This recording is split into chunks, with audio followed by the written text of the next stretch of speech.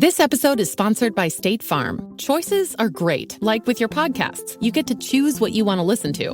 And State Farm believes insurance should work the same way. That's why the State Farm Personal Price Plan helps you get the coverage you want at an affordable price and a policy that helps cover what you value most. Like a good neighbor, State Farm is there. Call or go to statefarm.com today to create your State Farm Personal Price Plan. Prices vary by state. Options selected by customer. Availability and eligibility may vary. Scott for Scots here. Do you hear that? Bring the mic in close. That's not how the grass should sound. There's weeds everywhere in this lawn. It's time to take action with Scott's Turf Builder Triple Action. It gets 3 jobs done at once. Kills weeds, prevents crabgrass, and feeds your lawn so it keeps growing strong. Ah, much better. Get a bag of Scott's Triple Action today. It's guaranteed, or your money back. Feed your lawn. Feed it.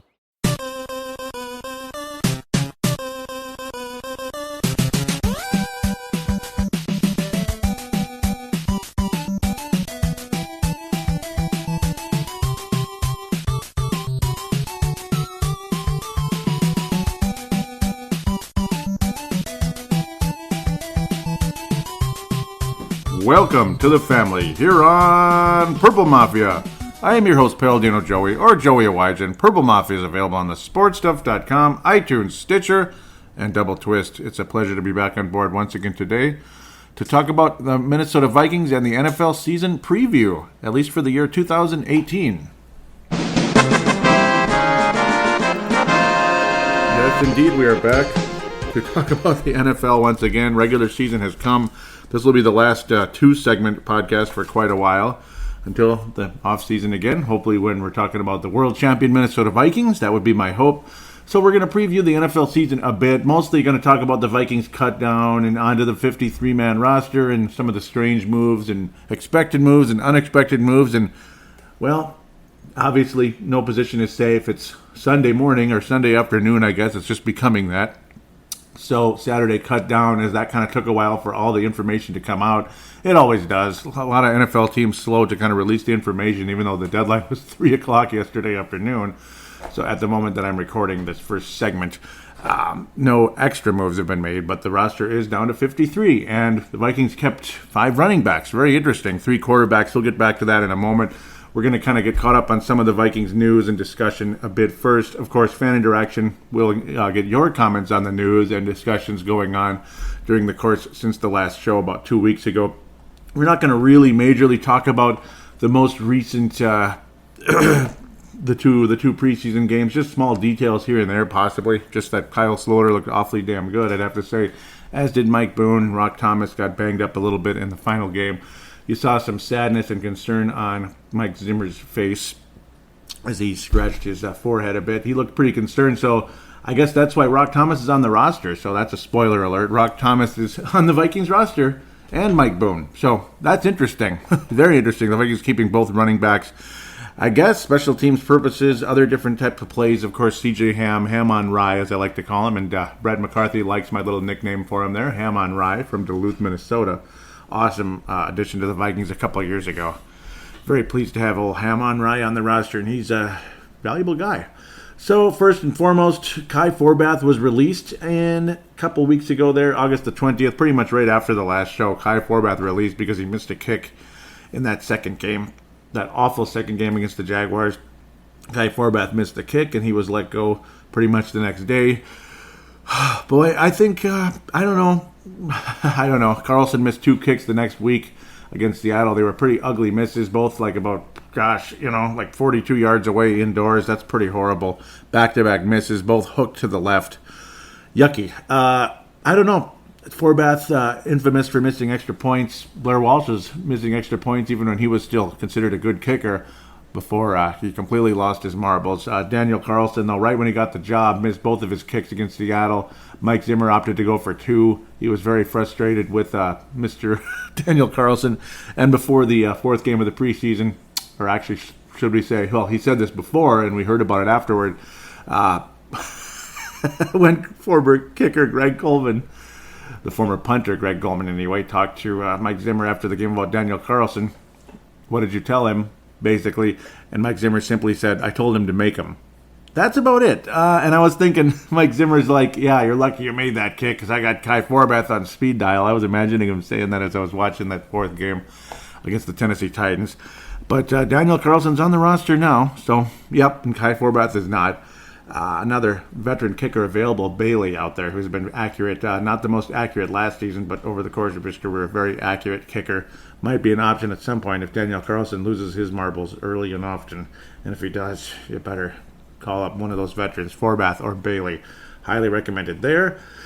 Yes, Adrian Peterson officially has signed with the Washington Redskins, and yes, they're the Washington Redskins. We don't need to call them the Washington football team, okay? It's no offense to anybody. It's just we don't need to be so paranoid about everything. If we got to live that way, we might as well just have no name for anything. We should just call it the Lake in Minneapolis instead of Lake Calhoun. You know what I mean? I don't know. Just call it the Lake. Just the Lake. It's the lake by next to the other lake, and in between the two lakes, I guess, or is it three lakes, I guess. Then there's one lake with a couple islands in it, and then another lake that looks like a kidney that's close to Golden Valley. Yeah. And then there's the round one. Yeah, because we don't want to offend anybody. So, but if we say round, though, we might be offending other people. So, okay, let's get off it. I'm getting really bad. The Washington Redskins, or the Washington football team, whatever you want to call them, the classic old-school football team that always screws the Vikings in the playoffs and stuff, and Kirk Cousins used to play for. They signed Adrian Peterson. He looked good in the preseason, and it was the preseason, so we'll see what happens. But they'll probably have a couple good games, a couple not-so-good games. Finish 9th or 10th in NFL history in rushing when he could have been 5th or something had he not missed some, obviously, the meniscus tear 2016, and you know what, in 2014. The topic that was covered way too much that year and still gets covered way too much on occasion. So we'll leave that alone. Next topic, please. George Iloka. Hey, I like it. Who's this George Iloka guy from Cincinnati? Picked up by the Vikings? Yeah, Vikings were able to scoop him up. That was awesome. Nice addition, and even talk that he's kind of almost like a linebacker because he's so humongous. I mean, the guy is a beast. He's about as big a safety as you'll ever see, about 6'3", and just a monster, about 230 or so. Different possibilities where we could have three safeties out there. Of course, the incumbents, of course, Harrison Smith, possible future Hall of Famer. Certainly Vikings Ring of Honor, no-brainer. Anderson Dejo, make football violent again. Yep. That guy who hopefully can stay healthy. Regardless, nice addition. George Iloka, wonderful. Talk about a strong safety. Yes, he is, but also capable of picking up some passes and making some great plays. Just kind of a money move for Cincinnati. Big contract signed by Cincy. They wanted to go with the young guy with a tiny contract and get under the cap and blah, blah, blah. And the Vikings were able to get George Iloka for about $750K. So, all right. Nice. And the guy's not even 30 years old yet. So, all right. Mike Zimmer bringing in another awesome player there to help ultimately, in a lot of ways, one of the roster spots. We'll get to that later. Let's just say Holden Hill's roster spot was reserved for him due to the retirement of a very aged player. We'll get to that in a minute. You know who it is, but we'll just do this in order. Blah, blah. And the Vikings acquired center Brett Jones in a trade with the Giants, who started about 14 games a couple of years back. Did not start that many last year. A little bit of action here and there, but a versatile, thank God, left guard and center. He'll probably, it looks like Pat Elflein's going to be playing, thank God. He's finally activated from the PUP list. So Pat Elflein just might end up playing against San Francisco, so God willing. Brett Jones will be the left guard. So good. Brett Jones, nice addition from the Giants for a 7th-round pick. Didn't have to give up a whole lot and able to bring him in town. Brett Jones very excited to be a part of things, and he's under 30 also, so that's important. It's good to get guys that are under 30, I guess.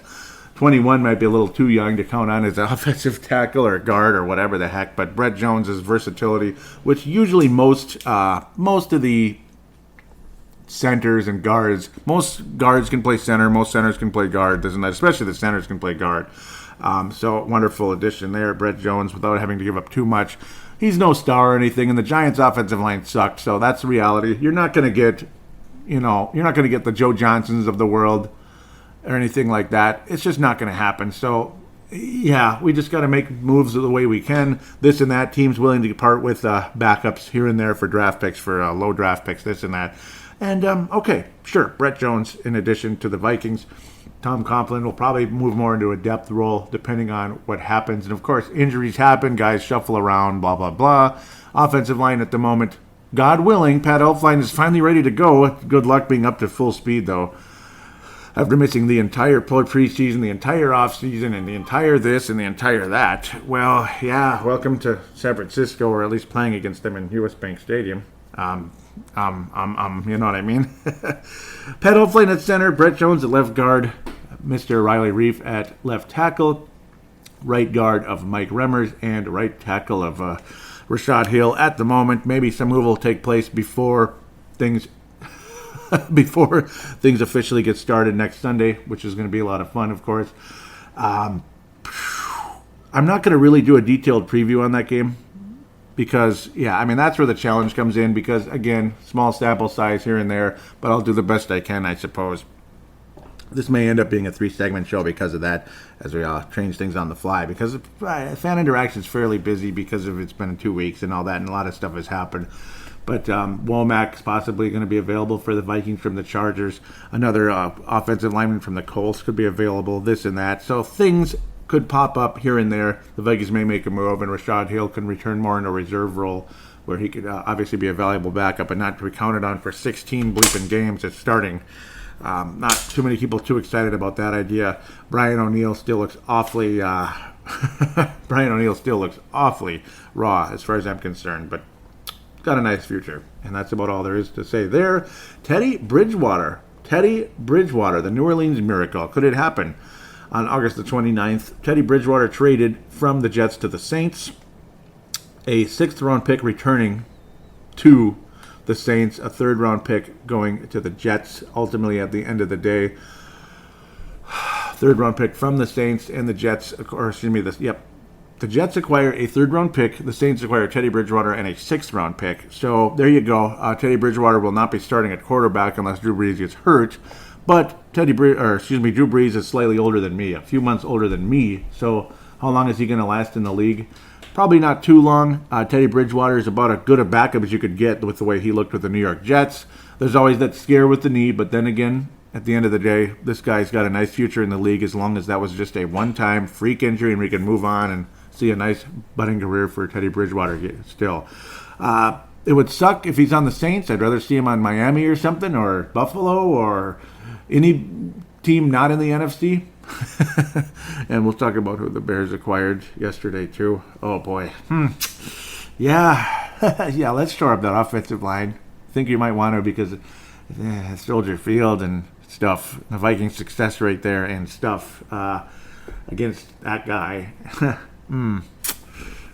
Yeah, I don't even want to go there. But Teddy Bridgewater, will he be the long-term quarterback for the Saints? Is Drew Brees in his final season? Very possible.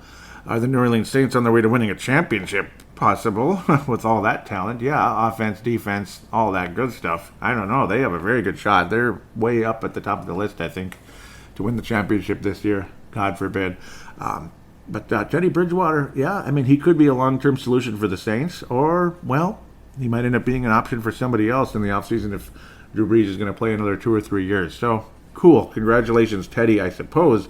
He might end up being the quarterback of a team that fits him very nicely should Drew Brees move on, and he's got all those weapons around him in New Orleans. That could be a lot of fun for Teddy, and kind of sad and frustrating for us. Khalil Mack. Well, there was always a fear that Khalil Mack would go to the Pack and all that. Well, he's going to go to the NFC North, yeah.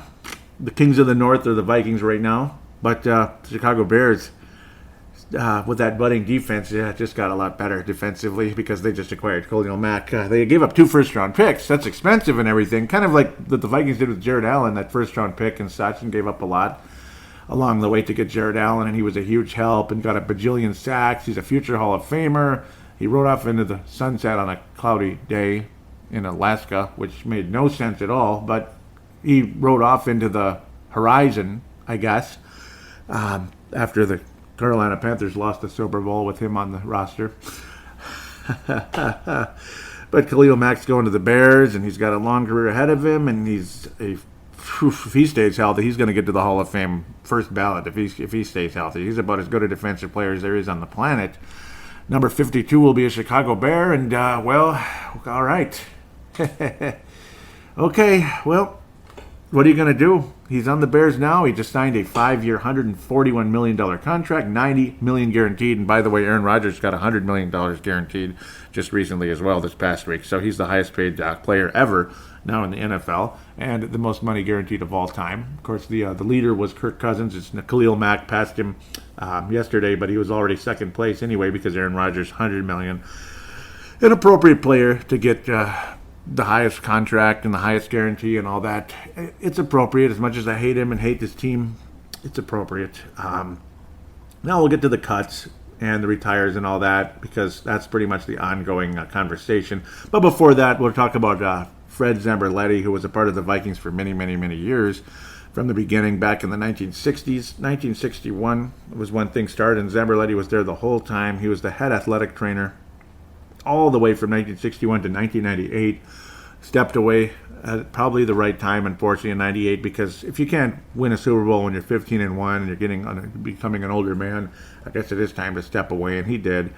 He died at age 86, 1999. He became the coordinator of medical services.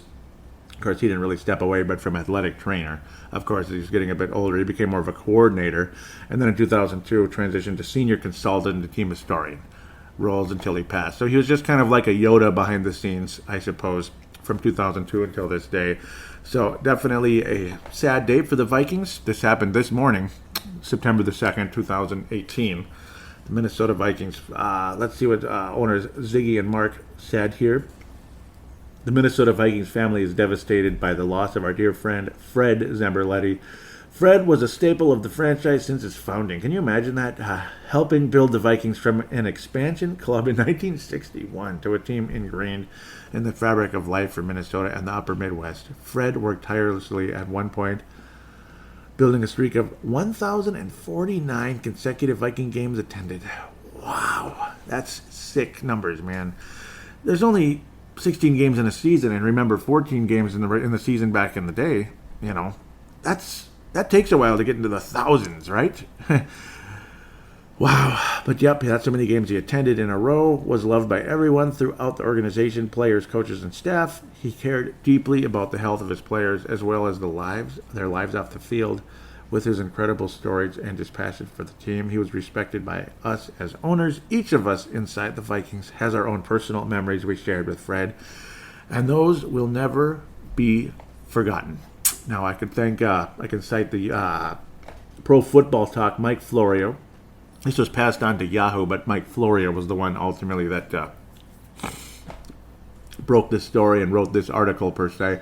Mike Florio, well-known guy who joins Paul Allen all the time. And, of course, you see him all the time when you watch NBC and all that, Sunday Night Football. Big shot out there, Pro Football Talk. Love the guy, even though he's kind of, he likes to joke around, but he's an awesome Yoda of football as well. So one Yoda to another there. Mike Florio to Fred Zamberletti. God bless you, Fred Zamberletti, and we will give this Vikings legend a moment of silence.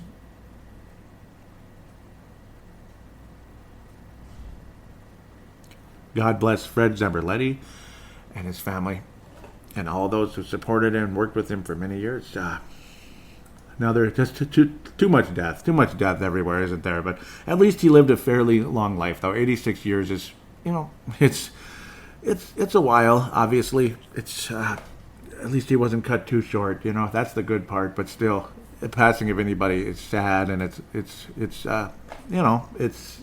you look back at all the positive memories, and boy, this guy was a staple for the franchise from its inception. And it's pretty amazing to think somebody could be around the franchise that long.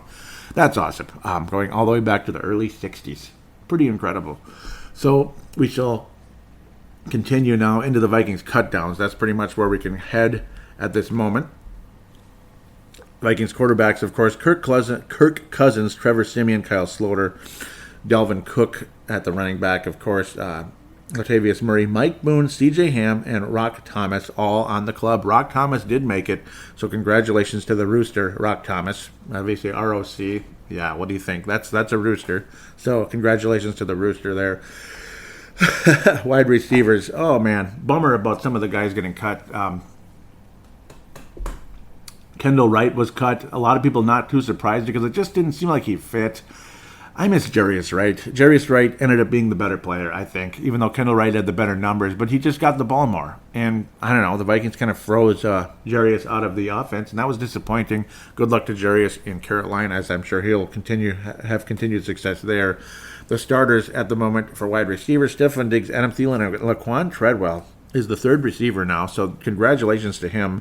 Not a whole lot of competition behind him in Brandon Zylstra and Stacy Coley. Coley definitely shows that athleticism, and straight line speed, but just did not cut it as a kick returner, even though I thought he would be a perfect kick-off returner for the Minnesota Vikings with that straight line speed. He doesn't have the herky-jerky, but he's got the speed. Brandon Zylstra saw moments here and there. Of course, Minnesota native, and we all love that and such, but it seemed like he was hurt forever. He had an amazing mini camp and all that earlier, but he was hurt for most of training camp, and he finally got in the fourth preseason game, made a great play, and it was awesome. And he looks like the kind of guy who could fit right in with the New England Patriots, just like Chad Beebe, I think, could do that. Vikings hoping he will slip into the practice squad. Unfortunately, I'm recording this before the practice squad players were signed, but I have to get going here. It just kind of is what it is. Time is of the essence. Got to get this show out, and also my schedule tightens up as we head into the week. So we'll see.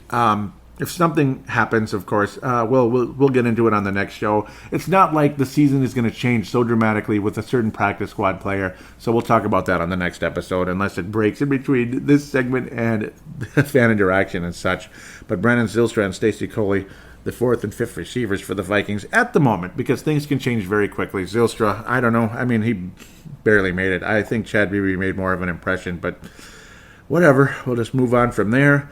Another something that I'm kind of about tight end there. Kyle Rudolph, of course, the starter, no surprise. David Morgan, one of the best blocking tight ends you'll see, but he can also catch. I love David Morgan, and a lot of Vikings fans love him, and the coaches absolutely love him. No chance David Morgan would get cut. Tyler Conklin, fifth-round pick, just like the other fifth-round pick that's on the roster, mostly because he's a fifth-round pick, I think, because Tyler Conklin did not impress me at all. Can the guy catch? I mean, the guy couldn't catch a cold, it seemed like. Can the guy play? I don't like him that much. So hopefully I'm wrong, and hopefully things change, but his blocking is okay. Is it that great? I mean, he can't catch. I'm telling you, he can't, at least from what I saw. So we'll continue from there. At tackle, Riley Reif, Rashad Hill, Avante Collins. So Collins did make it, and a lot of people did like him. Brian O'Neill. At guard, Mike Remmers. Question marks at the moment. We'll see who will start next to him, but we'll just have to wait and see there. I think it's Brett Jones, actually. It's got to be Brett Jones. Tom Complin and Danny Isadora, who is all right as well.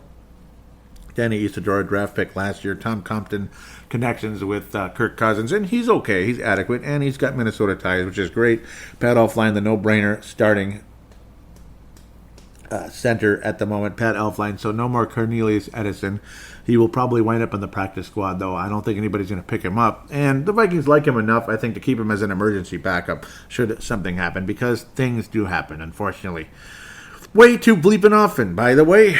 Defensive end, Everson Griffin, Danielle Hunter, backed up by Stephen Weatherly and Tayshaun Bauer. That has got to be about as good a group of defensive ends in the National Football League right there. Stephen Weatherly, man, that guy's so valuable. Tayshaun Bauer. Just get rid of the shimmy, that's all I ask, because I hate Steph Curry. I hate that son of a bitch. Okay, pardon my French. I can't stand that guy. He's so arrogant. So as long as you get rid of that shimmy, I love you, Tayshaun Bauer. That guy can play. Defensive tackle, no-brainers, Linval Joseph, Sheldon Richardson. Purple People Eaters all the way there. Griffin, Hunter, Joseph, and Richardson. Are you kidding me? Purple People Eaters 2.0 right there. Jaleel Johnson's incredible value. Jalen Holmes hardly played. It seemed like he got in very late in these games, but showed some promise late in the fourth preseason game. Yay. David Perry, though, veteran, fat Pat type, and got a lot of talent. Still very deserving of making the roster. Of course, the bottom of the group there, but still definitely worth keeping as far as I'm concerned. And you will see David Perry play a significant role, I think, at times. Linebackers, of course, Anthony Barr, Eric Kendricks. Eric Wilson did make the team, number 50 there. Despite that horrible hit to that horrible tackle that he did, roughing the passer. Gosh, Eric, be careful. Jeez. Devontae Downs made it as well, which is nice. And Ben Gideon, a no-brainer as well, due to his special teams value and the fact he can play on downs and a significant role at times as well. Xavier Rhodes, Trey Waynes, and Mackenzie Alexander will be starting at the moment at cornerback. Xavier Rhodes, Trey Waynes, Mackenzie Alexander. Now, all this information from 1500, Matthew Collar and all that. Thank you for that, citing it out. Mike Hughes will be in a reserve role early on, but of course the guy's got an extreme value. Don't be surprised if he knocks out Mackenzie Alexander at some point very soon. But for the moment, Mackenzie Alexander will be the nickel back at the moment. Mike Hughes could take that in a heartbeat, though. Let's just see what happens there. Holton Hill, Marcus Sherrill's made it, mostly of special teams. If he's out there, I think the Vikings are in trouble. Marcus Sherrill's definitely the bottom of the barrel when it comes to cornerback. He can barely play the position. He's definitely much more of a punt returner, and that's about it. Certainly value there. Holton Hill kept on, and that is why a certain 40-year-old is missing. That's a guy named Terrence Newman. He has announced his retirement, and he will be a defensive backs coach. Not an official role yet, but he will definitely be a coach in the secondary for the Minnesota Vikings. Congratulations, Terrence Newman, immediately making a career move there and moving on to the Minnesota Vikings coaching staff. And that secured a spot for Holton Hill, who I think deserved to be on the team. And in the last moments there, you could see the guy can return kicks. He can do it. I'd rather have him doing it than Mike Hughes at this moment. I like what Holton Hill can do, and of course, his ability as a cornerback, not so bad either. Number 37, Holton Hill, deserving to make the team despite starting kind of poorly. Nice college free agent invitee. During the season, the Vikings paid $75,000 to secure his services. That sounds like nothing to us, but apparently for just being able to get a guy to sign as a free agent, that is pretty hefty, believe it or not. And the Vikings were able to secure him, and Holton Hill has made the Minnesota Vikings. So, very cool. Safeties, Harrison Smith, Anderson Dale will be starting. George Iloka will see significant minutes. Anthony Harris played his ass off, and Jaron Kearse hung on to dear life and made it as well. So, good for those guys. All of them hanging on. Probably, again, with the retirement of Terrence Newman, this and that, and other players missing like Chad Beebe and such. So, opening other doors for other players. Anthony Harris played his ass off in the final 2 preseason games. So congratulations, very deserving of making the roster, and Jaron Kearse hung on for dear life and did make it as well with a strong finish in that 4th game of the preseason, and that's why they play the 4th game of the preseason for final roster spots to be made. Yes, it's kind of boring for most fans, but for people that keep up and everything, and these players playing for their livelihood, congratulations to all of them making it not Gideon, but like Wilson, Holton Hill, guys like that, Jaron Kearse, that weren't drafted, that ended up making the team. Kearse was drafted, but he was a late pick, and it was a few years ago, so that's usually when your clock kind of runs out. Of course, the punter is Ryan Quigley, who is obviously one of the best punters in the league. Love having him. Daniel Carlson, nice leg, but can he handle the position? Well, he looked good in the second game. His second game, but the 4th game of the preseason as the full-time kicker. And Kevin McDermott is the long snapper, the 3rd long snapper since Mike Morris retired. So God bless in that case. There's your Minnesota Vikings 53-man roster. Again, thank you to Matthew Culler and 1500 ESPN Twin Cities for providing that depth chart and such. So there it is, your 53-man Minnesota Vikings roster. Of course, extreme depth on the defensive line. I mean, that's the best defensive line in football, I think, top to bottom. Linebackers, lots of strength. Secondary, extremely strong. Holy moly, is that secondary good. So defensively, the Vikings look freaking awesome. The linebacker is probably the weakest, and that's not very weak. You know, the only thing we're missing is Khalil Mack there. That would be nice, but yeah, okay.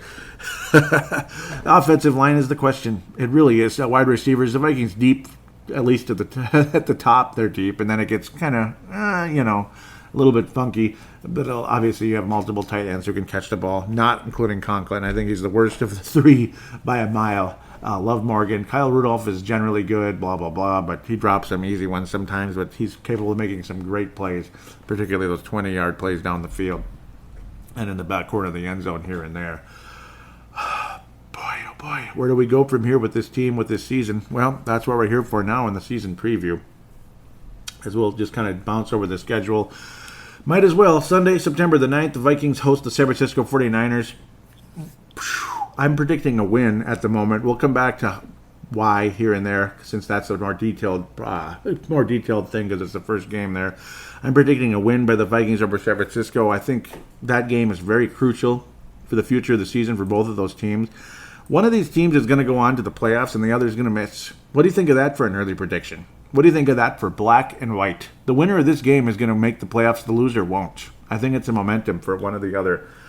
San Francisco, I mean, okay, there's a chance they still might overcome it and go crazy, but I just got a weird feeling it's going to be a momentum for one of the two teams. And let's just put it this way. If San Francisco beats the Vikings in US Bank Stadium, it looks really bad for us and really awesome for them. So look at it that way. But I do think the Vikings will beat the 49ers. If it's a close game or not, they will win. Green Bay in Lambeau Field. As long as Rodgers doesn't magically get injured in the first game, I think the Packers win, unfortunately. So that puts us at 1-1. Buffalo, Vikings versus the Buffalo Bills. Buffalo's got a strong defense, but their offense is still questionable here and there. I don't know. I mean, there's no reason why the Vikings can't beat the Buffalo Bills in US Bank Stadium, so the Vikings go to 2-1. Then the schedule gets really interesting here. Kind of black and white, cut and dry. I don't know. Or at least very checkered at the same time. September the 27th, the Vikings go to play the Rams.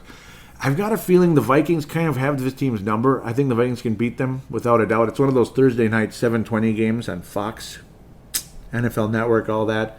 I think the Vikings beat the Rams in Los Angeles, California. I do. I think the Vikings beat the original LA team, the Los Angeles Rams, and jump up to 3-1 to start the season, getting us all very excited. And then reality sets in, unfortunately. The Vikings don't play well on the road in the East Coast, especially against teams that are obviously super good. It just never goes well, does it? And, it just never does, ever. Okay, the Vikings beat Washington last year, but they weren't that great. Washington was kind of on their way down, and I guess maybe that's why the Redskins gave up on Kirk Cousins, this and that. Interesting game, though, and the Vikings almost blew it, which was kind of sad, until Case Keenum went ape bleep and tore that team a new one.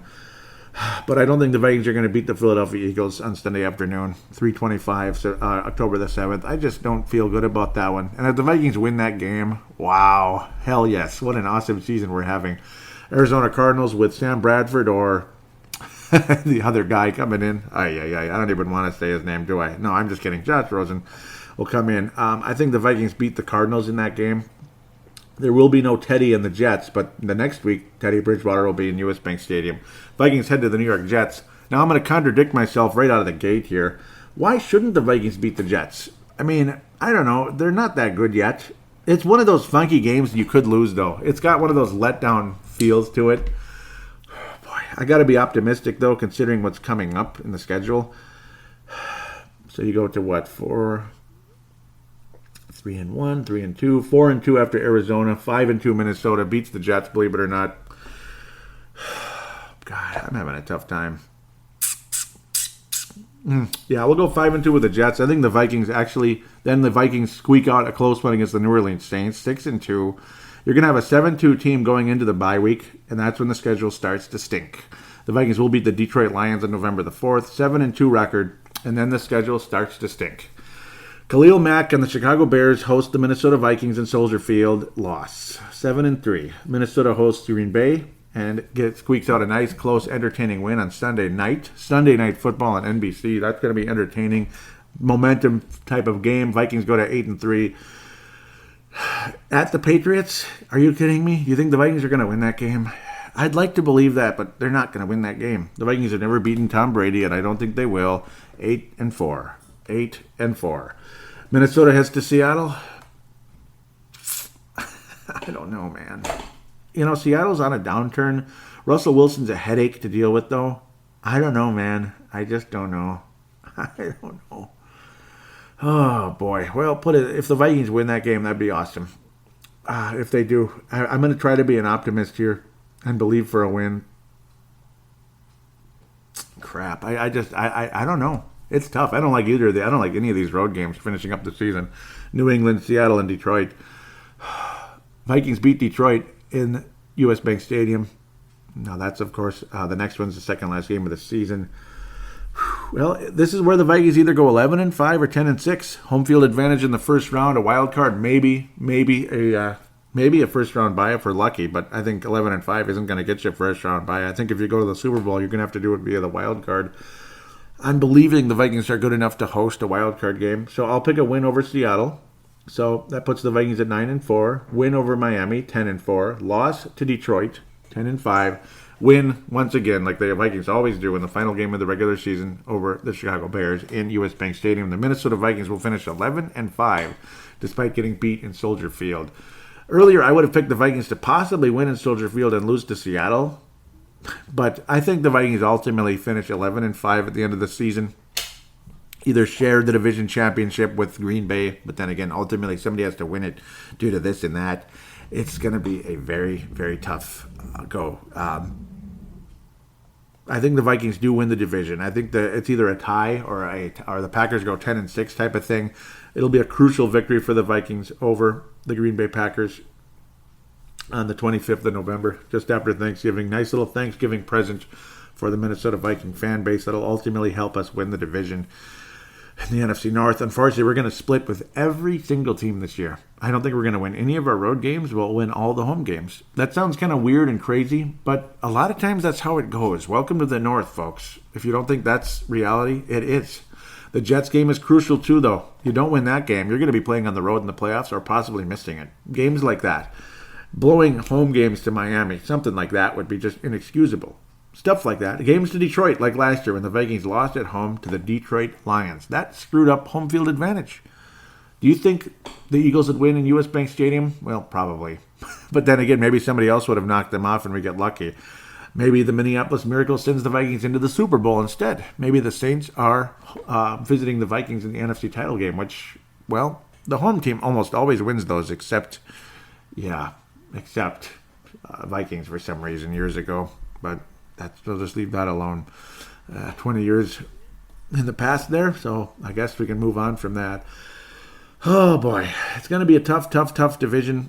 Chicago Bears are much better, I think. Obviously, their quarterbacks are year older and wiser. Detroit is kind of a mess. I think there's a very strong chance that team misses the playoffs. If there's any team the Vikings sweep this year, it's the Detroit Lions. Because I don't like their coach right now. I think they made a mistake firing Caldwell. Even though he's not the perfect coach, he's not a great coach. They had some nice success under Caldwell. And the new coach there, I'm not impressed so far, and it hasn't looked good. A lot of people haven't been impressed. And, of course, him being Matt Patricia, the head coach of the Detroit Lions. It seems like, you know how there's a coaching tree all the time? Like Bill Walsh, and then it went on to George Seifert, Dennis Green, and Mike Holmgren, and the list goes on and on and on. All these successful coaches. And then Mike Holmgren's coaching tree is even better. Unbelievable. Ultimately, it all stemmed from the San Francisco 49ers back in the day. Holmgren, Dennis Green, blah, blah, blah, blah, blah. And Dennis Green had a nice coaching tree. Again, it's the 49ers. It's a redwood tree, man. I mean, that Bill Walsh coaching tree is a redwood tree. Unbelievable. For some reason, though, you leave the Patriots and the roots just die. Look, it's like the life gets cut off. It's like a tree. You put it in the ground and the roots die. They never germinate. They never grow. And that's taken place with just about every New England Patriots coach, time and time again, trying to become a head coach. And I don't know, it just never works out. I don't think it's going to work out for Patricia either. I think within 2 to 3 years, Patricia will be the former head coach of the Detroit Lions. I think they ring up the bottom of the division this year, despite all that talent. They have a decent running game. Obviously, Matthew Stafford is deadly, and he drives the Vikings fans nuts. And obviously, he's an escape artist, and that's the one thing about Kirk Cousins that's scary, particularly with an offensive line in front of us. That's the reason why the Vikings will be 11-5. But, that's why I'm afraid of 11-5, 10-6. Not only the tough schedule, but again, the offensive line in front of him. That's why I'm not as confident in the Vikings going into Philadelphia, even though the odds of that are very slim anyway. I'm not confident about beating Soldier Field, going into Soldier Field and winning New England, but Vikings got to win some road games, so we'll have the Jets, the Rams. That'll be a very impressive win for the Vikings. Pivotal games this season will be why the Vikings finish 11-5, and I'm being optimistic a bit. Rams, Jets, and Seattle. Vikings will actually win those road games to get to 11-5, and they're going to have to do it because it's going to be damn hard. But I do think the Vikings protect home field this year and have a perfect record at home. Again, optimistic. Starting off with the first game, that's about as tough a home game as you're going to get, along with the New Orleans Saints and the Packers coming to the team, coming to town as well. So some tough home games, some even tougher road games in the Vikings schedule, but they still squeak out that 11-5 record because the defense is just too good. The Vikings defense is too good for them to lose more than 5 games this year, in my humble opinion. But obviously, the chances of the Vikings going 10-6 are very high as well. Anything better than 11-5? Wow. This is going to be an awesome season, and just maybe the drought ends. And I hope it does. Regardless, if the Vikings finish 9-7, hopefully the drought ends. That would be unbelievable. Josh McDaniels is one of the other guys that just, never worked out. Obviously, huge disappointment with the Denver Broncos pretty much before they even played a game, as he started making crazy moves there. No success for him. Very disappointing.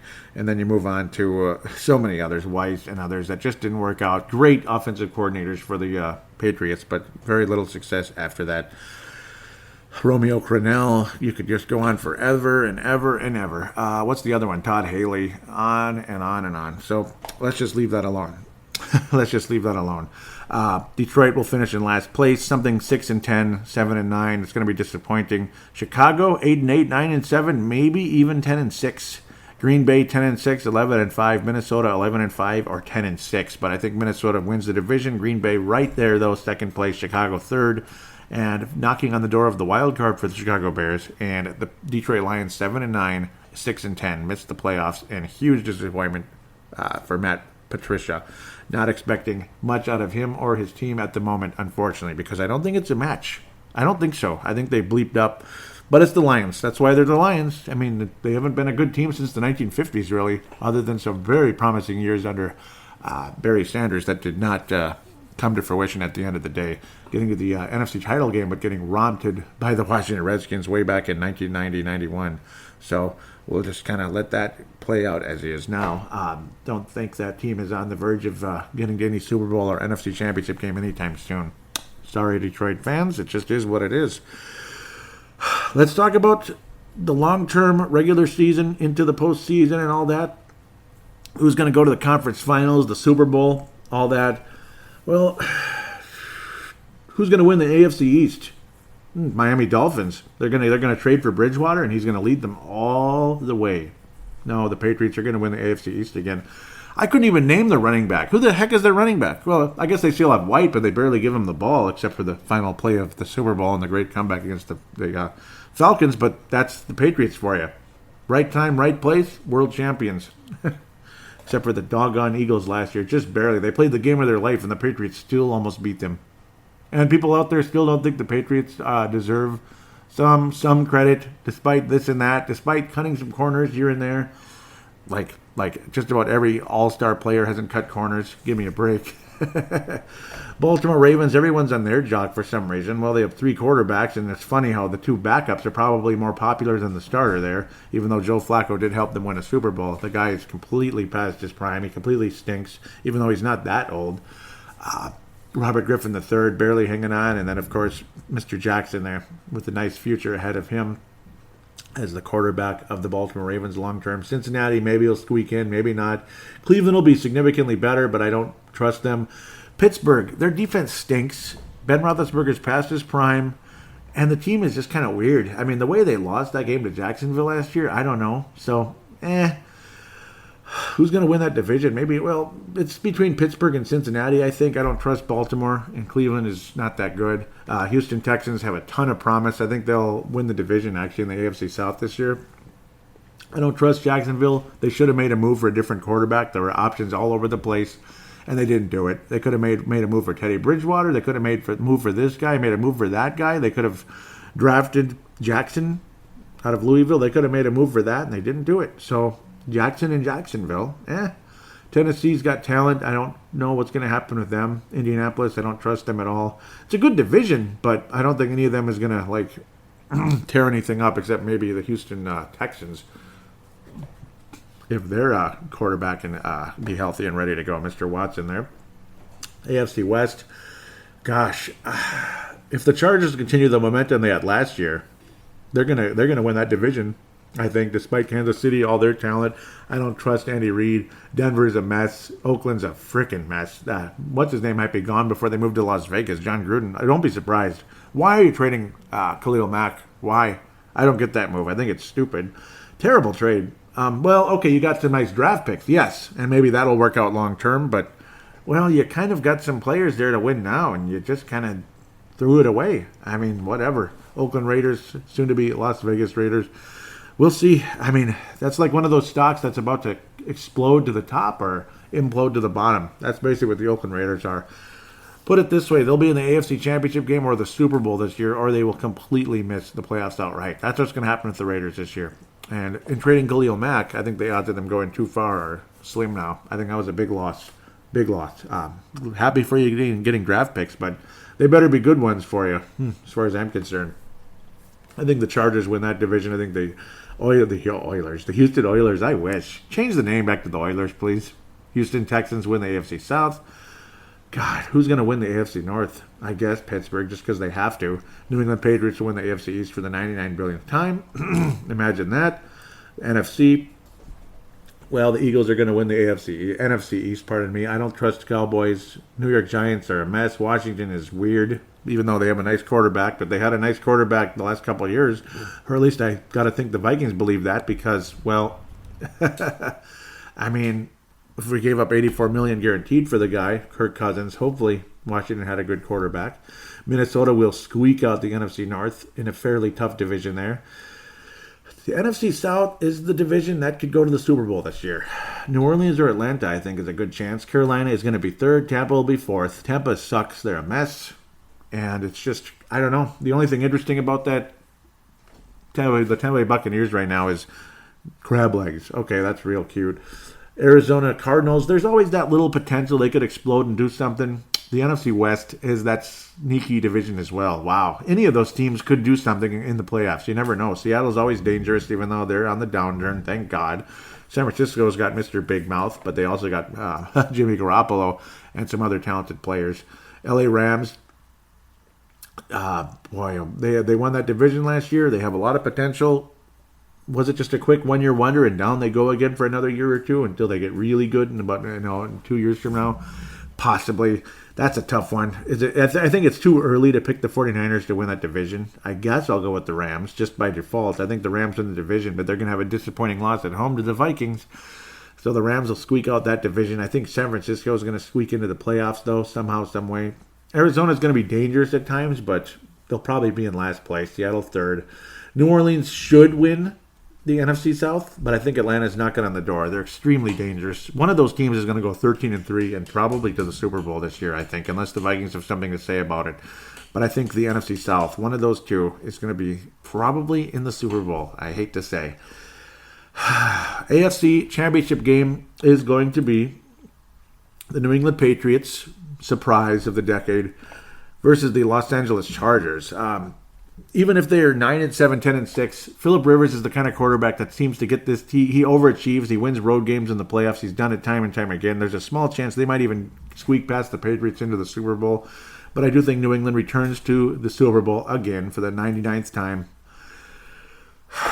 Boy, I think the most dangerous team in the NFC right now. You could easily say Philadelphia, but I don't know how many teams go back to back. There's always that letdown, that layoff, the letdown the next year, especially if you lose the Super Bowl. But I don't think the Patriots are the kind of team that's going to go downhill. I think they'll be right back in it again. They'll at least get to the AFC title game. Maybe you'll see the San Diego Chargers, Houston bleeping Texans in the Super Bowl this year, which would be weird. Or the Raiders. The Raiders are that wild card team that just might go all the way too if everything goes right for Mr. Gruden. Mr. Gruden has won a Super Bowl before, as we know. And he went to the AFC title game 2 years in a row before he went to the Bucs. So don't forget that. He's had success. Just didn't go so hot in Tampa Bay after the Super Bowl. Oh, boy. I don't want to do this. I'm scared. I'm scared. Could it be New Orleans and Atlanta in the NFC Championship game? There's a chance. There's a small possibility of that. Could the Vikings overachieve? Oh, if the Vikings offensive line, should put it this way, if the Vikings offensive line overachieves or maybe we acquire somebody somehow, some way in a trade, or just somebody does a Matt Burke, just emerges despite being a late draft pick and becomes way better than anybody thought and becomes a Pro Bowl type O-lineman and other players stay healthy, I think the Vikings could win the NFC and even the whole enchilada. But it's hard to pick that. It really is. Right now, I think New Orleans is going to probably... It's between New Orleans and Atlanta for me right now. I'm actually going to pick those two teams in the NFC Championship game. I think I have to. Oh, God. The talent around that Saints team is incredible. The talent in the Atlanta team is incredible. Offense and defense. It's those two teams, I think. I really do. One of them might end up being 9-7, 10-6, but they still might make some type of playoff run. Maybe Minnesota's the other team in that conference game because they're better. But right now, just to play it safe, I don't like to, I don't like to sound like a true homer. I'm going to have New Orleans and Atlanta in the NFC title game with a strong possibility of it being Minnesota and all that again. But I think the New Orleans Saints go to the Super Bowl to play the New England Patriots. New versus new. Of course, it's really old versus old. You're going to see two quarterbacks in the either knocking on 40 or over 40 in Brady's case. And I guess the Patriots squeak out one last one, and then Brady finally retires. And that's it. I mean, I keep picking the Patriots every year because, well, why shouldn't I? What did they do last year? They got more yards than like any team ever in the Super Bowl. And the only reason they lost is because the other team that got more yards than anybody ever in the Super Bowl had just a tiny bit more momentum, and because their defensive line played better than anybody else. That's the only reason the Patriots lost that game. So I think the Patriots squeak past the New Orleans Saints in a dramatic, epic Super Bowl that'll be extremely exciting. Drew Brees will retire one way or another. And if he wants it, here's the ball, Teddy. Starting quarterback, New Orleans Saints. One way or another, Teddy Bridgewater will be the quarterback of the Saints long term. They'll sign him to a 3-year deal, something like that, maybe 5 years if they're really, really optimistic. But I'm thinking a 3-year extension for Teddy Bridgewater and the New Orleans Saints, unless something crazy happens during the season.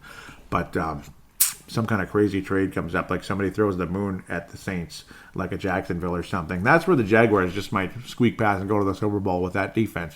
But right now, until that happens, I'm picking the Saints to get to the Super Bowl and lose just barely to the New England Patriots. And that's it right there. Tough kind of back and forth. Again, I want to believe the Vikings offensive line can jump through and get the job done and win the Super Bowl. But I don't know. Until it happens, let's just let it happen, I guess. I'd rather be wrong about that than wrong about... I'm picking the Vikings to go to the Super Bowl and they finish 10-6 and lose in the first round to the Saints or something. Can't stomach that, and I pray to God that's not what happens. Prove me wrong, Minnesota. Go get them, okay? Prove me wrong. I am 100% begging you to prove me wrong. Please. I'm not being sarcastic. I'm not being an ass. I'm praying. I want them to do it. So I really do. And I'm sure all of you out there do as well. So with that, we'll take a quick break. We're going to very briefly preview the 49ers game. And then we will have the third segment, Fan Interaction, which will probably be much longer than the second segment.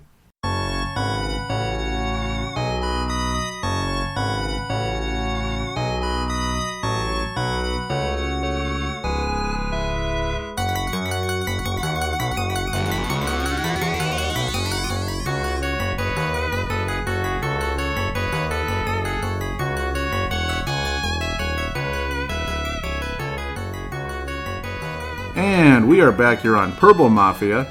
Second segment, we're going to briefly preview the San Francisco 49ers, a team that, well, a lot of people are excited about them coming into this season. But at the same time, there hasn't been enough of a sample size to really fear them to get super excited because, again, there was no pressure on Jimmy Garoppolo last year. And a certain starting running back that's not really a starter, but kind of is a starter because that's who they had to have as their starter. Jerick McKinnon is out for the season with an ACL as of yesterday evening. Oh my God! As the unfortunate news broke yesterday, ACL in practice, Jerick McKinnon. So we feared an injury earlier in the preseason. And then, well, this time it's real. Last time it was just kind of a scare and all that, but at the end of the day, it was just a strained calf. Now this time it's an ACL, and Jerick McKinnon is out for the season. So that sucks. I feel bad for the 49ers. I feel bad for Jerick McKinnon especially. I liked him quite a bit, and now he's gone. At least for this season, and God bless him. It's sad news because I like Jerick McKinnon. Hopefully, long term, it looks like as Latavius Murray possibly moves on after this season, depending on how things go, the Minnesota Vikings may have a similar situation where Dalvin Cook's the main guy, Rock Thomas is the Jerick McKinnon, and Mike Boone is the Latavius Murray, possibly. Mike Boone obviously looked awesome in the preseason, and such. A lot of people were excited about him coming in, and he did not disappoint other than the very first game where Rock Thomas had his big scamper to pay dirt 78 yards out. That was pretty awesome. Broke a couple tackles, and away he went. I think Rock Thomas does have a little Jerick McKinnon in him. I do. So we'll see what happens there. Could be a nice stable of running backs for many years to come, provided Dalvin Cook stays healthy. I do expect a nice positive game from Dalvin Cook. You could get your first interception already for Kirk Cousins. Who knows? I mean, this game has got all kinds of potential in it. I do think the Vikings win. I like the momentum going in for Minnesota. 49ers have some decent receivers, but none of them are going to blow your socks off per se. Pierre Garçon, the former Washington Redskins wide receiver, decent numbers during the years. He's 32 years old now. Marquise Goodwin has been decent over the course of his few years in the league, his 6 years in the league, that is. He's only 5'9", slot receiver, halfway decent. Other than that, though, not the scariest team of all time. Garrett Selleck, tight end, he's solid. Out of Michigan State years ago, George Kittle, Kyle Nelson, this and that. They're not like huge names, but they stand out a tiny bit. Decent offensive line, but Iopati is long gone now, unfortunately, so that's a big loss. Mike McGlinchey, though, nice pickup in the draft, though. Very, very helpful long term. That guy is going to be a left tackle for many, many years for the San Francisco 49ers. Big 6'8", 315-pounder out of Notre Dame. Big-time draft pick. Looking Tomlinson is another one of the guards. He's the left guard for the 49ers. Tomlinson, that's funny. Usually think of the running back, of course, LaDainian over the years. I don't know. I mean, the Vikings should be able to beat this team. I don't think they're really ready for the big time. I think they're going to scratch and survive during the course of the season, but the competition is pretty harsh. Robbie Gould is their kicker, ancient guy from the Chicago Bears years ago. The Minnesota Vikings also picked up a punter from Pittsburgh, literally off of waivers just right about now, so that's interesting. We'll talk about that in a little bit here, as the practice squad is starting to take shape, believe it or not. It was already taking shape as I was recording, literally, so that kind of figures how that goes. You got Mr. Big Mouth, you got Richard Sherman, you got some nice players on defense, but it's a beatable team, of course. Again, remember last year they went through all that. They went through all that success during a time when there was no pressure. So let's see you do it when there is pressure now. Let's see you do it when there's a chance for you to do something. Jimmy Garoppolo and such. It's not his numbers were good for a while, but then it kind of came back to reality. I mean, at the end of the day, everyone's acting like he's the next Joe Montana. His quarterback rating for San Francisco, not New England, San Francisco, when he was so amazing, was 96.2. That's decent, but it's not like, oh my God. So I suppose we'll have to slow our roll a little bit. Now, the eye test was nice and all that, but at the same time, again, we'll see. The offensive line did give up 8 sacks when Jimmy Garoppolo was under center, 7 touchdowns, 5 interceptions during this 6-game sample size, with the San Francisco 49ers, of course, just about perfect with New England, but everybody's perfect with New England, including Tom Brady for the most part. Too bad they couldn't keep Jimmy Garoppolo, but that's just how it goes. If your 40-year-old quarterback is going to pass for record yardage in the Super Bowl, holy cow. You just hope and pray there's no Lance Armstrong to Tom Brady. And I got to think if anybody's getting tested nonstop for any type of PEDs, it's Tom Brady. And nothing's happening. So obviously he's doing it legally. He's just using the right diet, or he's using something that's so elusive that, my goodness, it's like a scientific phenomenon. That's about it right there. So that's the other reason why Tom Brady's still able to play for the 49ers, for the Patriots. His team was the 49ers growing up. Garoppolo and such with San Francisco. I do think they're going to have a successful season in their standards at this point because of how bad they've been the past few years. 8-8, 9-7. So again, the winner of this game is going to go 11-5, 12-4. The loser will go 8-8, 9-7, and probably miss the playoffs. I do think that's the San Francisco 49ers. I just think the momentum for the Minnesota Vikings, Kirk Cousins, all that excitement, season opener, home game, the Vikings defense being what it is. San Francisco, they're good, but they're not ready for the big time yet. I just don't see it. The Vikings have already been to the NFC title game, this and that. The defensive line for Minnesota is just going to be too much, I think, for Garoppolo. I think San Francisco is going to be frustrated in this game. I think Minnesota is going to score 24 to 27 points. San Francisco is going to wind up with 14 to 17, something like that. Should we go let's just think Mike Zimmer here, 24-17. That's more of a Mike Zimmer kind of game. Maybe even 20-17, 20-14. It's not going to be a super high-scoring game. It could be because of the guns the Vikings have, but the offensive line is not that great. San Francisco's pass rush is decent, but it doesn't stand out spectacularly. I guess Mike McGlinchey's a right tackle in the NFL, but I don't know. Joe Staley's still the left tackle, so pardon me there. Obviously, he's one of the top guys. So good offensive line in front of Garoppolo. That will help at the end of the day. It will help a lot. But I just think ultimately with the secondary, the linebackers, all that, I just think the Vikings defense is too good for the San Francisco team to roll into US Bank Stadium and beat the Vikings. That's the reason why I think the Vikings win the game. It's just defense, defense, defense, and the offense will be good enough, this and that. I think there'll be enough momentum offensively for the Vikings to not lose the game.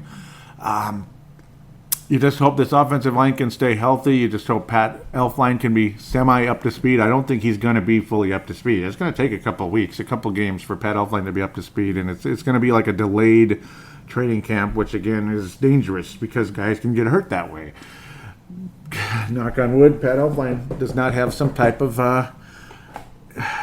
alternate injury, some type of thing. So, again, fold your hands and pray that there's nothing like that, because it's going to be tough. Pat Elflein, there's a pretty good chance he won't even start the game. You're going to see Brett Jones start at center. You're going to see Conklin at the left guard. I would not be surprised if that ends up happening at the end of the day. Might be the safer route to prevent some type of a goofy type of injury, some pulled calf, strained calves, God knows, something worse, that type of thing. That might be the situation. The reason why the Vikings would lose the game would be poor pass protection, poor run protection too. I mean, obviously with Nick Easton out, the run protection is not going to be the same. It doesn't help. With the stable of running backs this team has, there's just no excuse the Vikings should lose this game by the end of the day. The great defense, the defense that's pretty much as great as it gets. And again, you add George Iloka to the group. I mean, that's just another major addition. Mike Hughes, another major addition. I mean, there's just no reason this defense can't hold off the San Francisco 49ers' little surge into this season.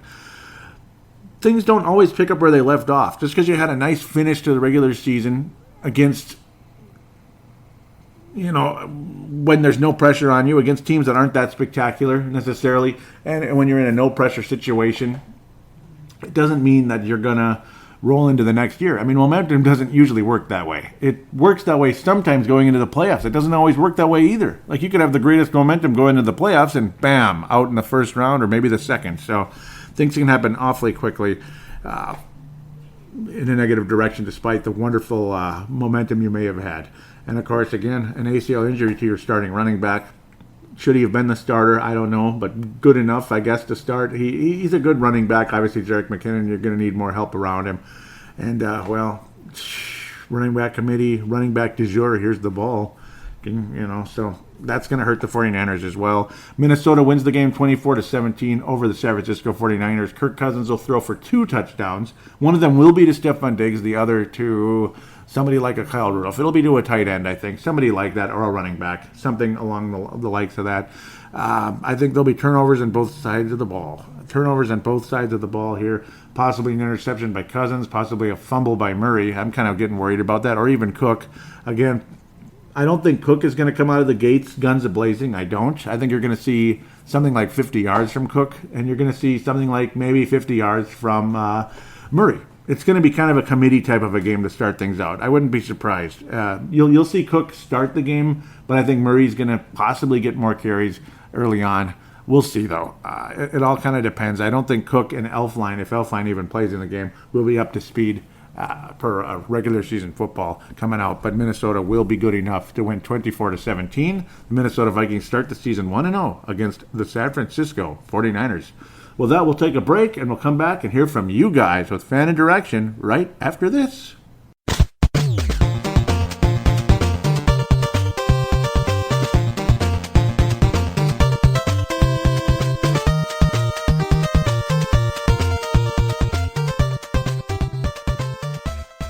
And we are back here on Purple Mafia, segment number 3, Fan Interaction segment. Happy Labor Day to you, as that's when this show is going to get uploaded and released for you to listen. So hope you had a happy Labor Day if you're listening afterwards. And if it's Labor Day still, hope you're enjoying it very much so. I will do the best to do my best to do that. I always seem to record these shows, release them on some form of holiday because, well, hey, I'm not working, so it's great time to record and do the show. It's not particularly beautiful out, but it could be a lot worse. It's not raining; it's just overcast. So, all right. Let's just continue where we left off here onto fan interaction. That's where we need to be. The most recent episode, which is episode 269, not 169, but 269, tying up loose ends. This, of course, 270, season preview 2018. Yes, sir. So let's see what people had to say here. Leland Albertson out of Iowa says, nice return, Joey. You know this is becoming a tradition. This will make season number 6 that your voice has pumped in my headphones at work or mowing the yard, etc. Nice opening show. Thank you so much, Leland. You're a star candidate for this show. Just that alone. I mean, that's awesome. Season number 6. Isn't that cool?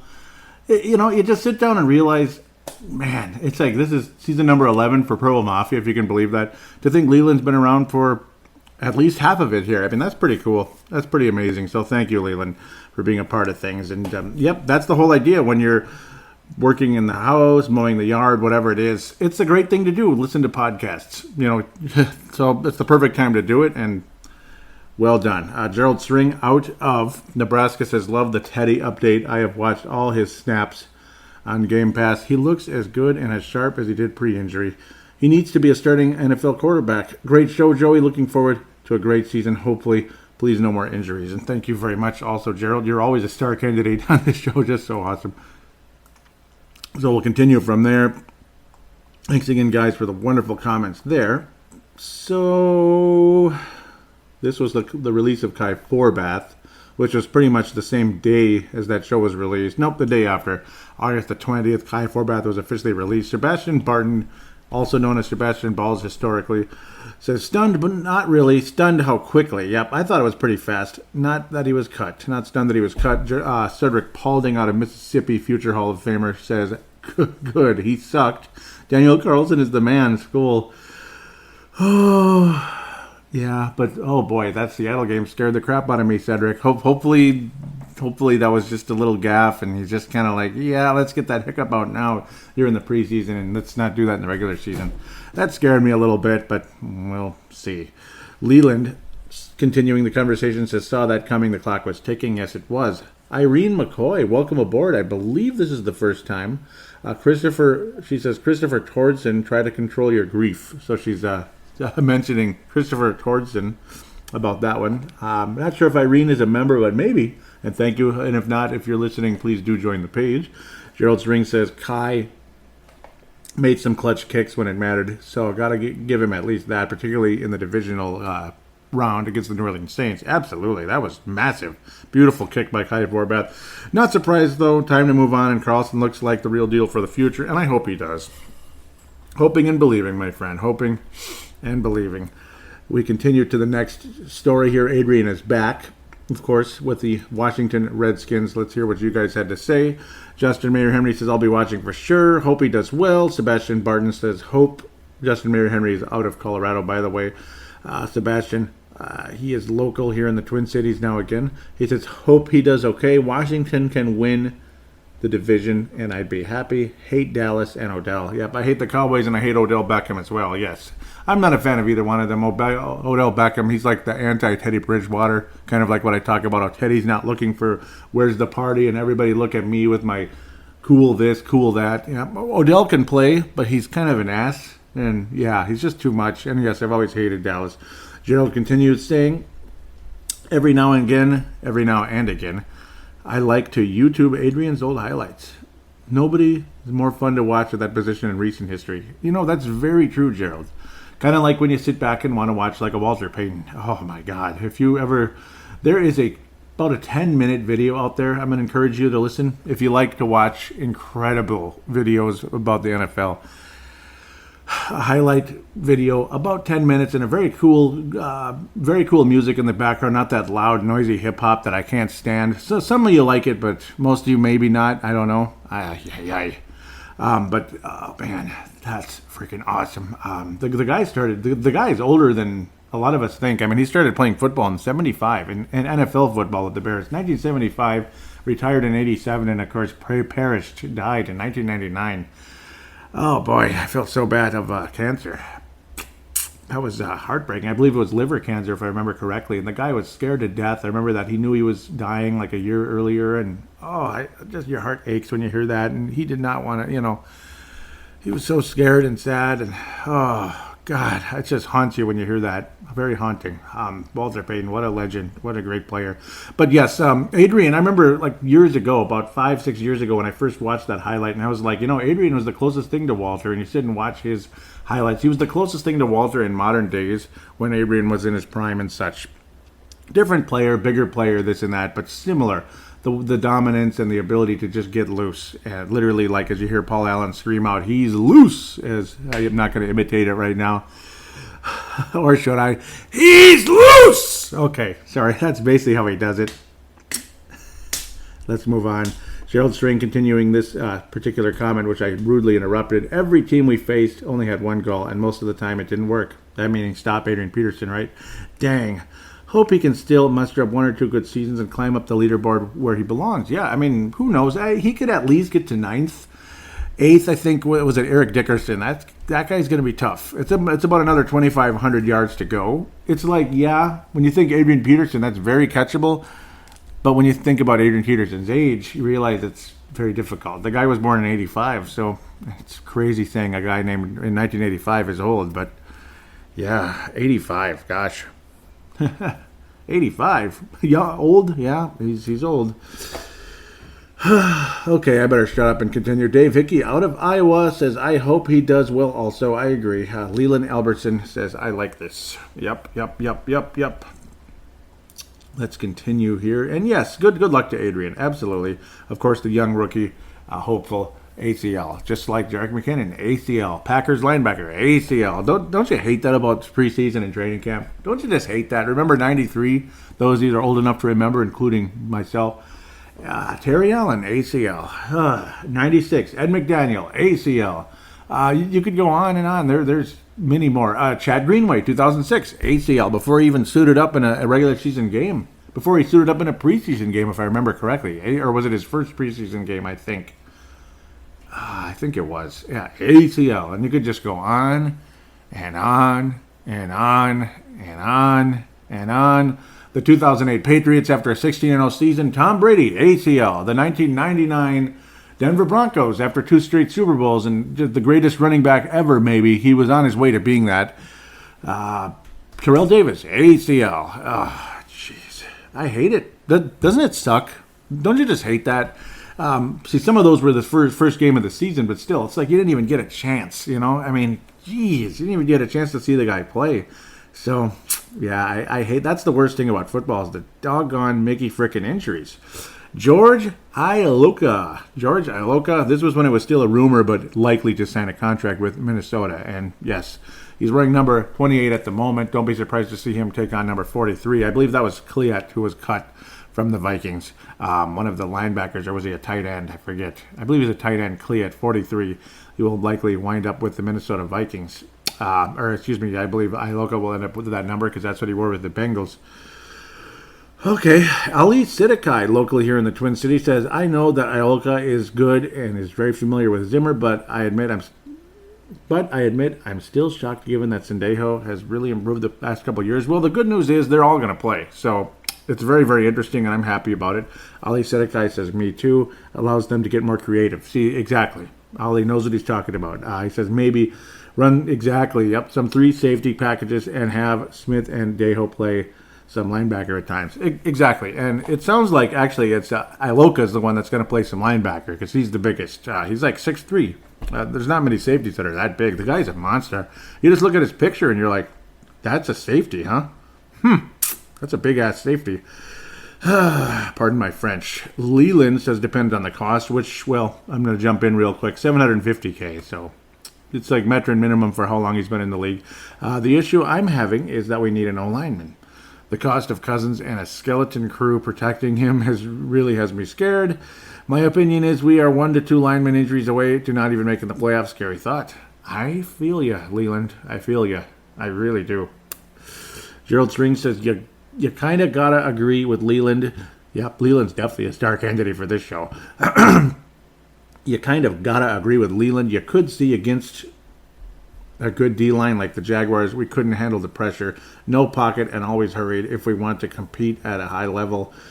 They just got to do whatever to get some consistency. Man, just think we got enough on D right now. Yep, the depth. Yep, we got enough depth on D right now. Yep.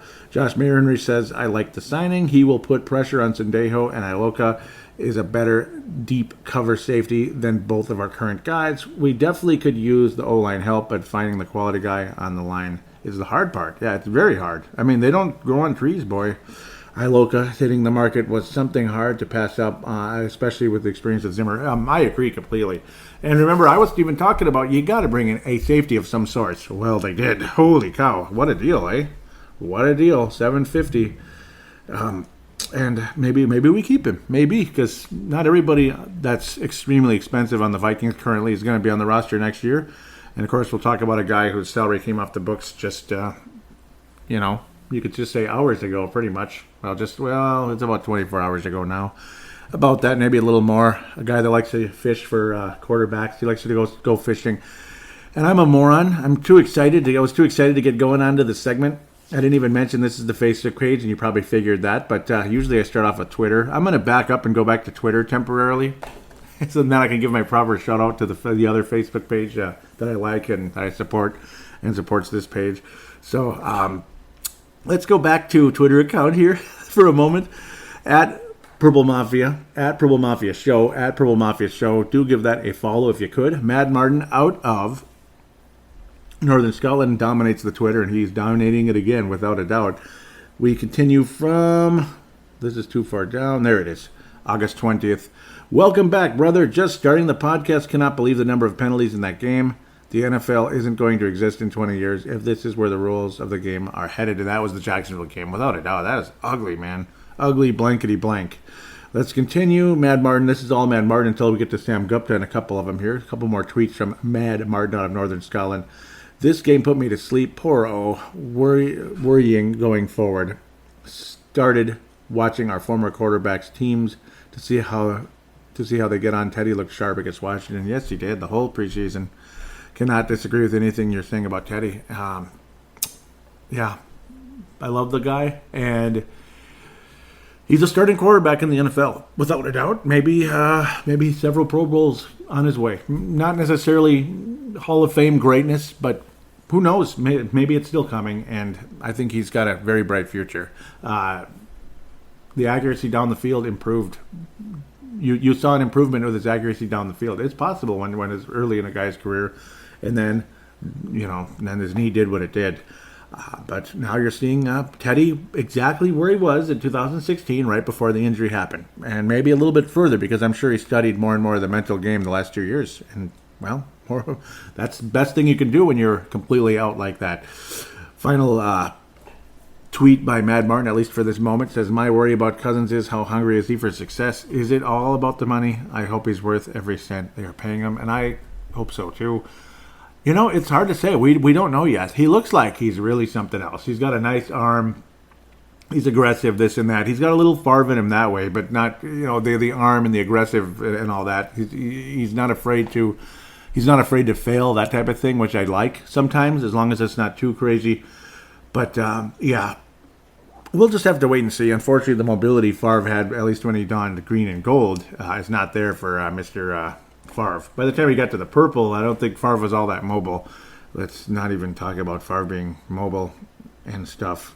So we all know where that leads. Sam Gupta, welcome back. He says, really enjoyed the latest podcast. Thanks for all the energy and drive you have put in over the past 12 years. Thank you so much, Sam. You're awesome to say that. So you've been a listener the whole time, haven't you? That's amazing, if that's true. That's basically what I was saying in the tweet, but now I'm kind of saying it live here, kind of paraphrasing. But also that was an immediate response from me here. That means a lot to me. He says it's crazy how quickly time passes. Yeah, that it's been that long. That's insane. The Vikings will win the big one sooner or later. I have much more hope with Zimmer and the current front office than I have had in over a decade.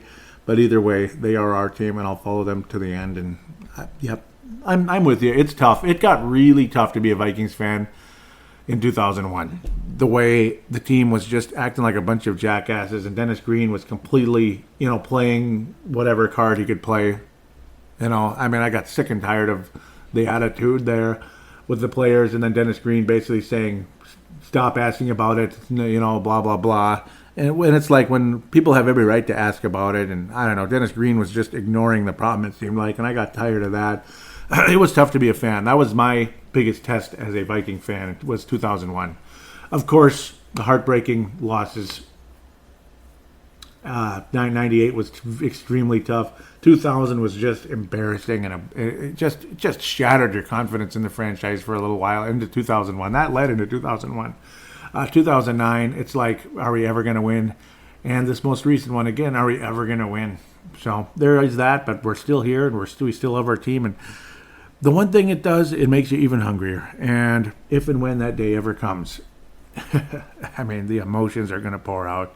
The tears are going to flow. They're going to flow. I don't care who you are. If you've been watching this team 15, 20 years or much beyond that, like some of you out there that go all the way back to the Tarkington days, the tears are going to flow. And you can kind of almost hear it in my voice right now. They're not coming down right now, but it's the tears will flow. And it's going to be a wonderful time if and when that does happen. And I'm believing it will. Malcolm McSween out of Northern Cal says, oh, God, I'm not watching, but this tweet doesn't sound too good. And that's, again, the stupid, stinky Jacksonville game. Mad Martin says, just watching the game, and you're bang on. Pay all that money for the quarterback and protect him with his O-line. I'm worried. Let's hope it's just one bad game. I see the Purple have traded an undisclosed pick to the Giants for center Brett Jones. Yes, they have. And that's probably why Cornelius Edison isn't on the current roster, but we'll talk about Cornelius Edison in a little bit. Let's just say he's not completely gone, so that's good. He wasn't spectacular. He wasn't good at all, per se. He's like a third-string center, but again, that was pretty much final for him. And a nice move for the Vikings to bring in Brett Jones. He will be the left guard, probably the center in the first game into San Francisco, like I said on the last episode. Very unlikely Elflein's going to start against the San Francisco 49ers. But the Vikings still win the game. You'll see Brett Jones, Compton. See, they're competent. Compton is competent, but that's about it. Let's continue. I'm wandering too much. Mad Martin says, not a bad trade at all, considering Elflein still isn't ready. And our general O-line depth is horrible. Yes, it is. Cousins had issues finishing drives in Washington. With what I've seen from this O-line so far, he has no chance. Teddy to the Taints. I so bleeping hate that. Those cheats win the Super Bowl with Teddy. My football days are done. I don't blame you for feeling that way. It's beyond frustrating, beyond anger. It makes you sick, doesn't it? Makes you sick. I hate the Saints. I do, and I'm not over it. I know Brent Jacobson was telling people to be over it. I'm not over it, Brent. I love you, Brent. I love you to death. I hope you're still listening. I hope I didn't scare you away over the years. How can we be over it, though? And plus, it kind of brought it back again. Those bastards almost knocked us out in U.S. Bank Stadium. They didn't cheat or anything, but they still almost knocked us out again, which is more and more reason to just be frustrated and depressed and all that. But luckily, well, I guess you could say we're over it now with the miracle. Okay, we're kind of over it now, but unfortunately, they got the ring, we didn't. So, I don't know, Teddy, we'll see what happens. Don't be surprised if Teddy actually winds up somewhere else long term. Even though it's a great fit, but how long is Drew going to play? Just like Tom Brady. Is Drew one of those ageless wonders that's going to play for another 3 years? Possibly. You're not really seeing any drop-off from the guy, so I don't know. Final Twitter post from Mad Martin, who is the emperor of Twitter, but Sam Gupta's catching up a little bit. Sam Gupta, thanks for those posts. Gotta love you. But no, Mad Martin, you're the emperor of Twitter. He says, so can the Saints afford a Teddy extension? Breeze has a 2019 $35.5 million cap hit with $21 million in dead money. Holy schmuckers. So I don't think Teddy's going to play for the Saints next year unless Drew Brees is literally just says, I'm done, I'm retiring. Okay, Breeze, retire. Okay, maybe not. Maybe we want Teddy to go to the Dolphins or the Jaguars or the Bills or something, or be Tom Brady's replacement. The Patriot Teddy. Yeah. Even a modest 10 to 15 million a year extension for Teddy is 45 to 50 million for one spot. Yeah, and they have no first or third round pick in the draft next year. May they crash and burn. See, that's the thing. Yeah, that's that might be exactly what happens. They did draft extremely bleeping well last year, though. Holy cow! Just Kamara alone is like a franchise-changing player. He's one of those hybrid receiver back. What, you know what I'm saying? He's like a wide receiver running back, kind of like that guy with Carolina last year. Why am I forgetting his name? McCaffrey. There we go. Ed McCaffrey's son. But this guy's better than Ed McCaffrey's son. So dangerous son of a biscuit. Alvin Kamara. Whew. And he hates us with a passion. He blew up and said, F Minnesota. Thank you. Thank you, Alvin, for your thoughts there. Let's get to the Facebook page. Thank you, Man Martin, Sam Gupta, Malcolm. Thank you very much, the three of you. You guys are awesome. Facebook page, facebook.com/Purple Mafia Show, officially for this page. Both this page and the Twitter account will be in the show description for you to get to it at any time if you're new to the show or just want to look up because you never did and follow the one of the two accounts or both, which would be great. Going to give a quick shout out to MN Vikings Haven. MN Vikings Haven. Trevor Wickerin is the founder of that Facebook page. It's similar type idea. No podcast, but we kind of work together. I give him a shout out and I encourage you to join the page, and he allows me to post links to Purple Mafia and encourage you to come to listen to my show, this and that, interact. A lot of you guys have joined that page and interact in there, and that's great. MN Vikings Haven. Trevor Wickerin, who lives north of the Twin Cities, great guy. Hope he's listening, and if not, I understand, I guess. Can't have them all, right? That's for damn sure. So let's move back to the Facebook page where I was. The preseason thread. I'm not going to really dig into these, I don't think. I'll kind of get in the end where it's more like post-game-ish type thoughts, if possible. Brett McCarthy, though, very active, and that was cool. Brett McCarthy loved my ham on rye. Yep, there it was, like the ham on rye. Yep, that was fun. Back and forth conversation there. So as we get near the end here, yep, Kurt Back was saying not impressed so far. Seattle kicker looks like the doughboy. That guy was huge, wasn't he? That guy was huge, and he's like 40 years old.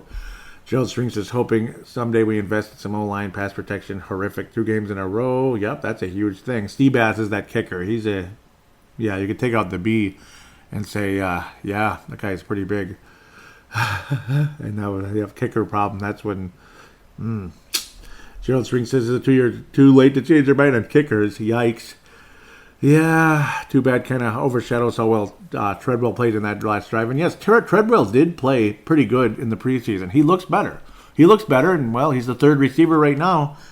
Okay, Laquan, let's go, buddy. Let's see what you can do, as Jack Morris would say. Come on, Laquan, let's go. Let's see what you can do.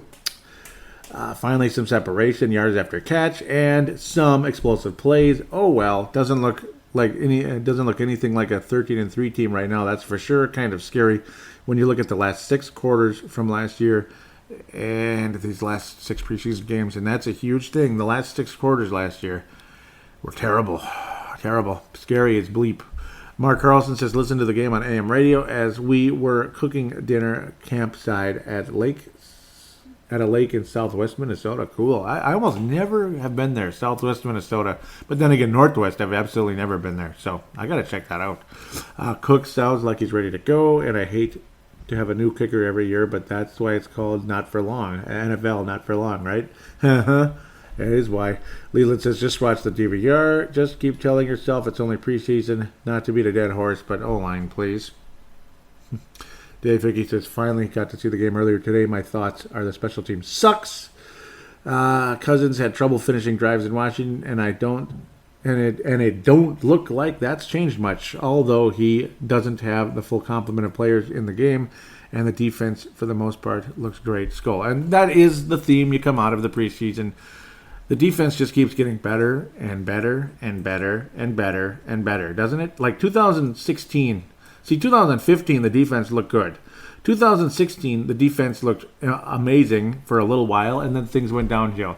And then last year, the defense was even better. And it was historically good on the third downs and all that. Could it be this defense is even better yet with Mike Hughes and George Iloka added on board? Daniel Hunter moved up the ranks and is one of the main dudes now. We'll talk again about the Fisherman, who's gone now, and he will make you fishers of quarterbacks. He started his career right when I started podcasting and doing YouTube. Originally was Brian Robinson. All of you know he's gone now, unfortunately. Still living, but no longer in the Vikings.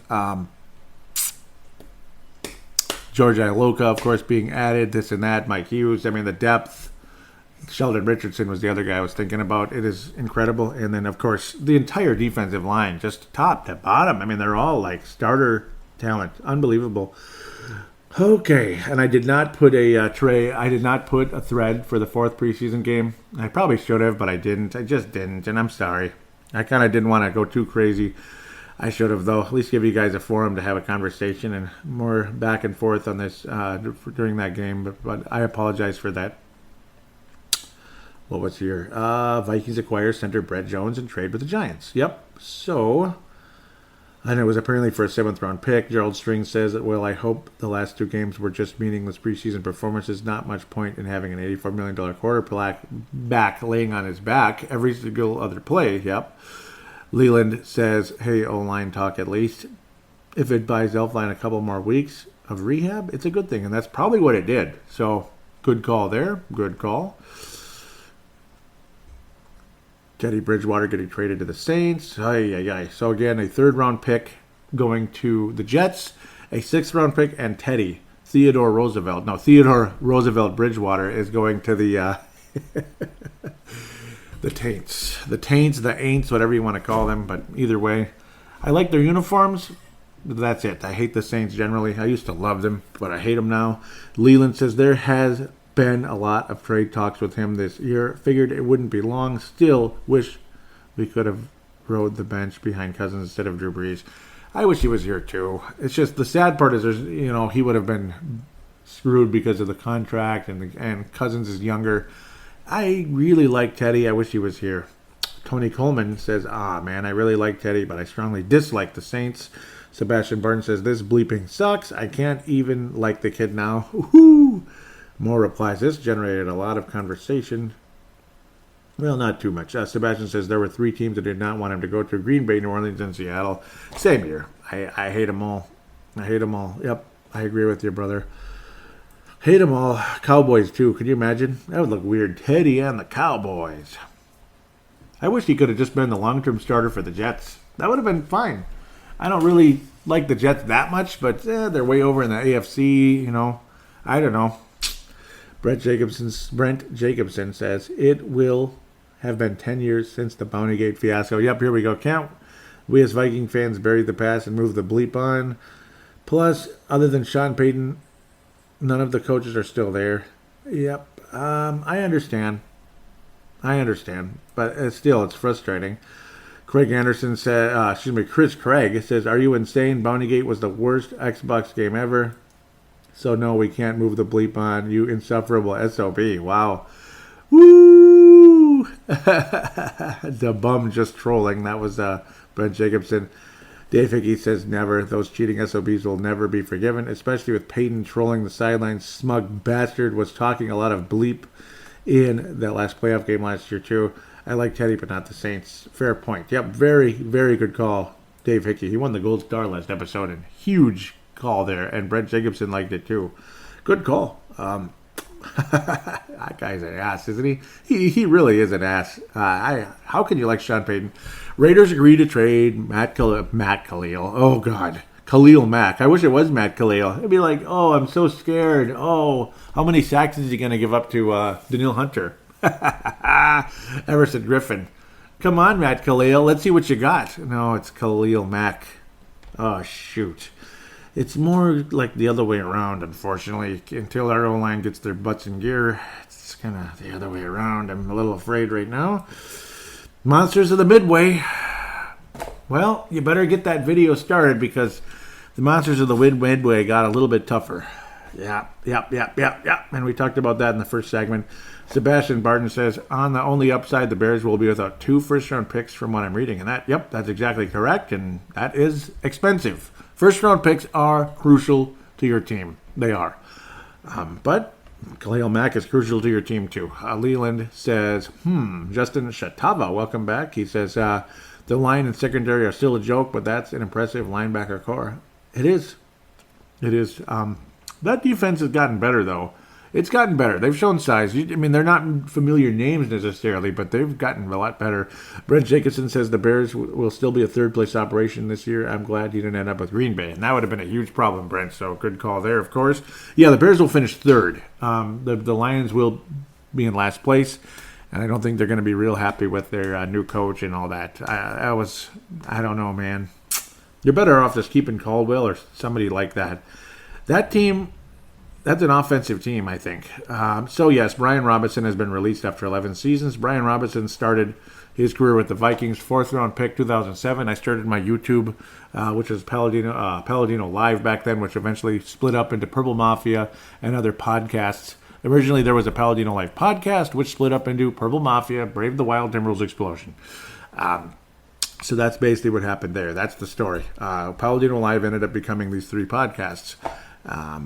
And I could call it the Paladino Live Network. I might as well call it that, but I don't have a website or anything. But I guess this is the Paladino Live Network now because there's no really sportstuff.com anymore. Just the feed on the on the Hipcast account, which push things on Twitter iTunes and such. The RSS line. Other than that, it's basically the Paladino Live Network. Brian Robinson was one of the casualties, and William Carr says, "See ya." So apparently he wasn't a big fan. Terrence Newman retires. Will join the coaching staff effective immediately. This generated a bit of conversation. Jeff Froyland, there you go. Welcome back. He says that's a good decision on both ends. I agree. Dave Hickey says, wow, that's crazy. I knew he was going to go into coaching, and definitely with Zimmer, so it's a match made in heaven. Agreed.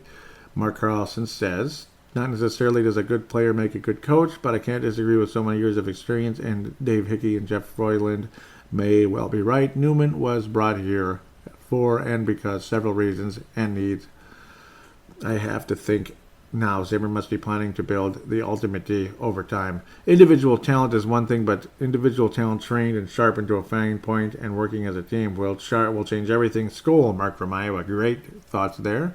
Leland says, wow, glad to see he is staying with the Vikes in a mentor role. It does definitely create one more roster spot. And it did, and that was Holden Hill. And Holden Hill looks good, and Holden Hill will play some special teams. I do believe Rock Thomas will as well as we head into that. Debbie Nichols has the hearts in the eyes, so she must love Terrence Newman, I believe. And here comes the cut downs and everything, the final cuts, the depth charts, and all that. So, yes, we talked about Fred Zamberletti. Gerald String says, R.A.P. Rest in peace, Fred. Prayers to your family, and thank you, Gerald, for that. Oh, boy. Practice squad. Okay. Yes. We already talked about the cuts. So we'll leave that as is. We're going to go up to this. Yeah. Let's go into the... Oh, yeah. I already did read that. So, yes, Rock Thomas did make the team. That's the good part. He does not have to go to the practice squad or anything. Rock Thomas, I did talk about this in the previous couple segments here. The first segment was more of like, I think Rock Thomas is the Jarek McKinnon of the future for the Vikings. He's going to get very limited action this year, but he will see some. I do think he'll be on special teams. Don't be surprised if he's on some kick returns as well. I think Rock Thomas, is the little jukiness that he has, could be valuable there. He's got more straight line speed, where I think Mike Boone is more of a power guy. I think Mike Boone is ultimately the next Latavius Murray, where Rock Thomas could change things up a bit. Both Murray and Mike Boone are capable of receiving, though. Boone is a bit faster than Murray. I think longer term he'll be a better player, but Murray's experience and overall ability, Murray's more established, and he deserves to be in the NFL, without a doubt. So Vikings in no hurry to cut Murray. He's also not the most expensive guy either. But with age is what it is. Murray's not that old, but he's not that young either. Thomas and Mike Boone will probably be the whole Earth, Wind, and Fire bit that you'll see with Mr. Dalvin Cook coming up. Maybe Dalvin Cook is Earth. I don't know. I have no idea. It'll be kind of a back and forth. Fire could be Rock Thomas. Cook could be Boone. Earth will be Boone. Cook will be Wind. Cook will be Wind, and Fire will be Rock Thomas. That's my guess. Something like that. But, of course, better versions of all the above, I think, for the most part. There's some decent, interesting players in that club. So let's look at the practice squad, eh? It looks like the Vikings are leaving one of the spots open for something in case there is a some kind of a surprise move available popping up somewhere here. So ultimately, the guys that were brought in: wide receiver Jeff Badette per Chris Thomason, Chad Beebe per Darren Wolfson. Chad Beebe, so he is indeed remaining on the practice squad. So, yeah, any type of disappointments from Treadwell, or maybe that Zylstra is not what people wanted. He's, that could be Chad Beebe moving up. Maybe Zylstra goes to the practice squad. Richard Clayett, that's number 43. He was the linebacker there. Ultimately, I do think that number will go to George Iloka. Richard Clayett, though, will be on the practice squad. Curtis Cawthron, defensive tackle. Linebacker Garrett Dooley. Center Cornelius Edison. Guard Colby Gossett. 6th-round pick this year. So a 6th-round pick cut, but we did keep him on the practice squad. So kind of like Billy Weavers, Willie Beavers. Yeah, that didn't work out too good. Jack Tocho. Okay, first Storm Norton. He's storming in, the offensive tackle, Storm Norton. Basically, every one of these guys was on the team before the cutdown, so we didn't pluck anybody off somebody else's roster. And a weird thing here, the punter change. The Vikings have also claimed punter Matt Weil off of waivers from the Pittsburgh Steelers, and Ryan Quigley's on his way out, which, I don't know, man. What's the deal with that? That's kind of weird. It's kind of weird. Okay, I guess. Woohoo. Let's look at his numbers. Are you ready for his numbers? Matt Weil. Gerald String would say, yeah, weird. Yes, it is weird. Well, he's played in 4 games. 4 games. 2016 with Arizona, 3 games. 1 with the Falcons, and he was on the Steelers roster in the preseason. 4 games. Okay. Net average of 43 yards, only 37.5 in the 3 games, with 10 punts with the Cardinals, 2 punts with the Falcons. So you cut, but they were both, pretty boomers there, over 50 yards. But, okay. How many punts has he done? 12 punts. And they were both in 2006. They were all in 2016. 26 years of age. He was on the Steelers roster and didn't play.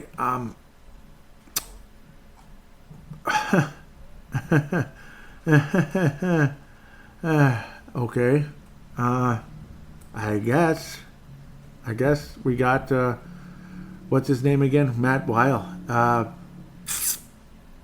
I'm confused a little bit, but God bless.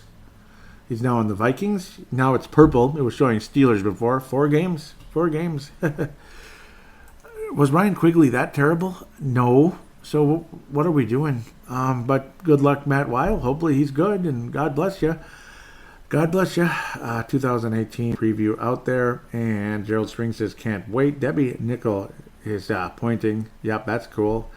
Debbie Nickel pointing with that like ready to rock and roll. So thank you very much. Glad to hear you're approving the show. Vince Germano says go Browns. That's out of Melbourne, Australia, in the Victoria Providence. Oh gosh, you're awesome. I think that's it. Yes, it is. That is it. So thanks again for joining the show, guys. Let's pass out the stars here before I make that mistake. That would be kind of mean. Gold star, Leland Albertson. This is your week, boy. Gold star for sure. That definitely deserved. This is not just a charity like, it's Leland's turn. Yeah, no, Leland earned it. This is 100% earned gold star, Leland. Well done, Leland, out of Iowa. A dominant gold star this week. Lots of good thoughts from all of you, though. Gerald String, Mark Carlson, Mad Martin, Sam Gupta. You guys are the best. It's going to be tough to give out more stars, but Leland's got to get the gold by himself. He's not going to share it. He's got the gold. He's earned it. It's his, damn it.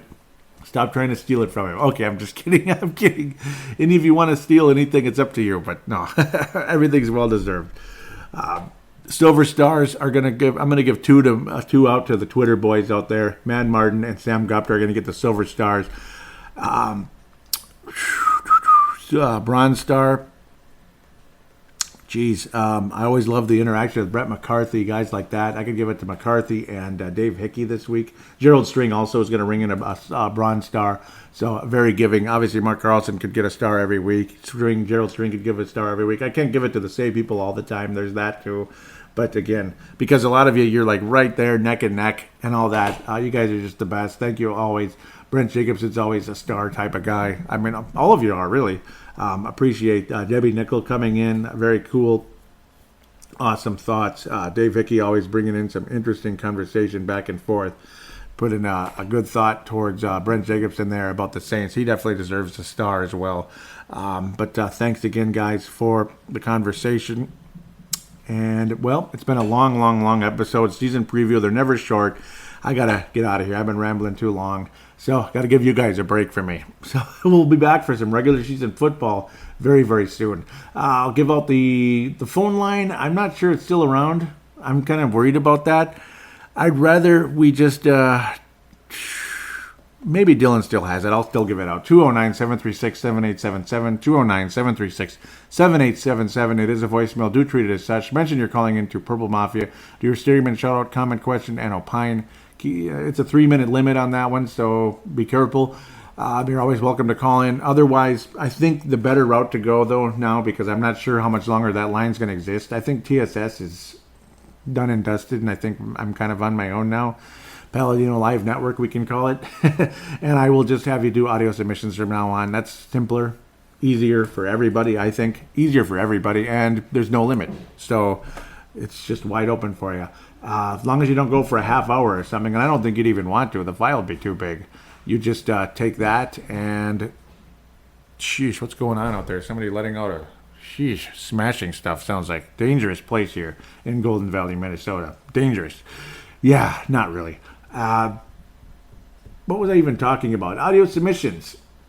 Use the free voice recording application on any smart device on the planet.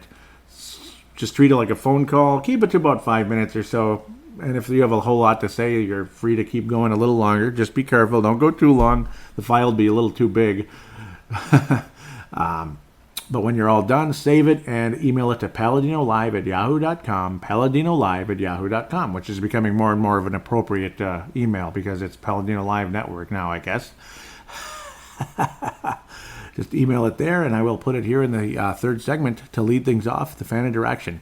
So other than that, pretty much, that's it. I mean, the phone line, the email, Facebook and Twitter, everything is in the show description. Thanks again, guys. God bless. Enjoy the NFL season. I'm back. We're all back.